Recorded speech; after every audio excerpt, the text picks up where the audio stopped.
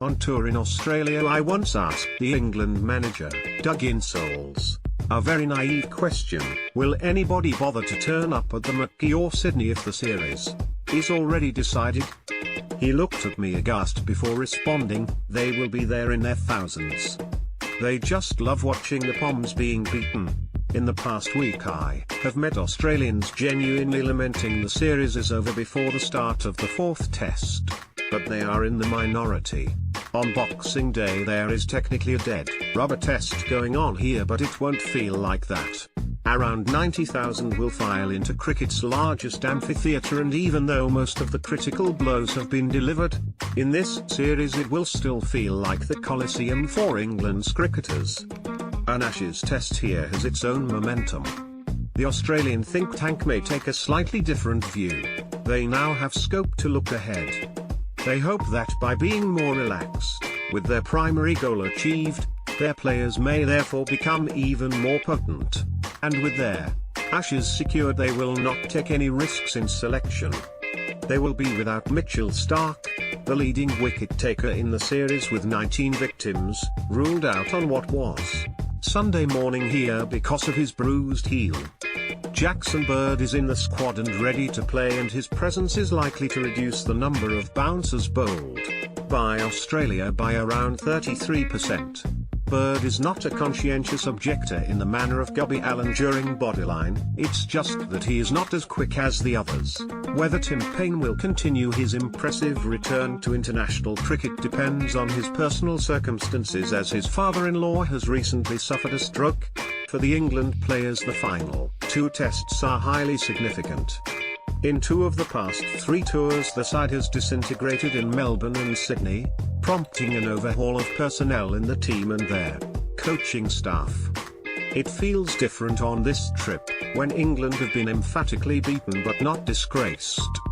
The impression is that the squad is still determined to improve. Everyone is hanging on to the end. The focus is sharpest upon the experienced players, of whom only Jimmy Anderson has performed to his usual standard.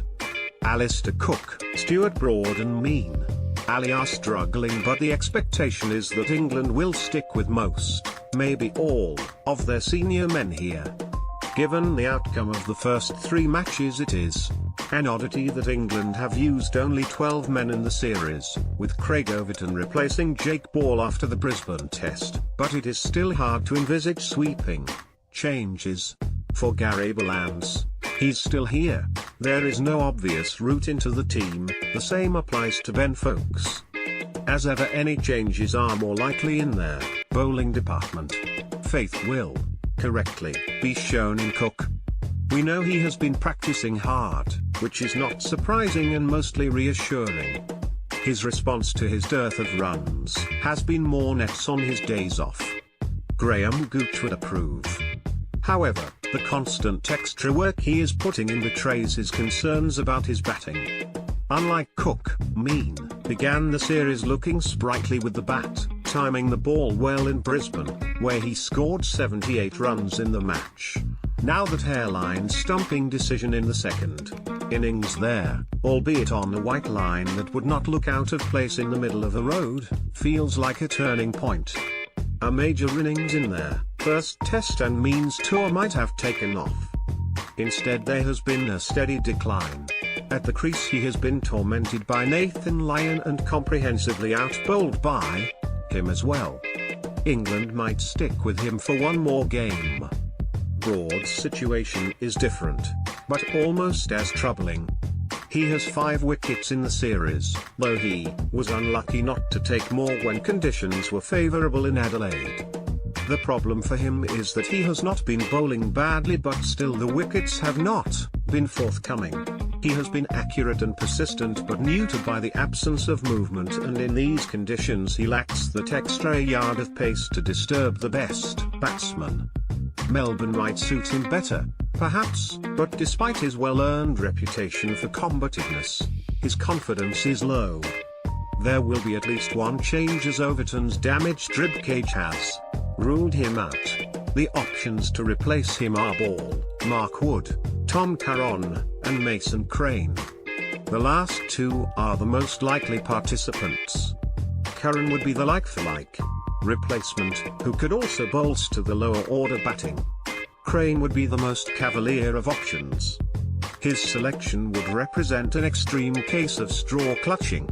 Bear in mind that Australia in the post-war era have settled for rock-solid finger spin rather than wrist spin. I have outlined my reservations about playing Crane so early in his career before, as well as my amazement that hardened old pros such as Trevor Bayliss and his selectors can become so dewy-eyed about anyone who flicks the ball out of the back of the hand. His selection for this tour makes dear old Christopher Martin Jenkins's championing of Ian Salisbury back in the 90s seem positively pragmatic. Crane is clearly a sparky, gifted cricketer, even if he is not a regular for Hampshire, in part due to a crazy championship schedule, and he deserves the very best of luck if he gets picked here. It would be enormously exciting for him and for those of us looking on safely from a distance. The romantics will be thrilled by this prospect, and no doubt there will be many references to Shane Warne's modest record and experience before his first Test appearance, as well as his 1 for 150 on debut 25 years ago against India. Warne was a genius. It is wishful thinking to put the irrepressible Crane in the same bracket. Whichever way the selectors go, England are likely to play at least one wide-eyed debutant at the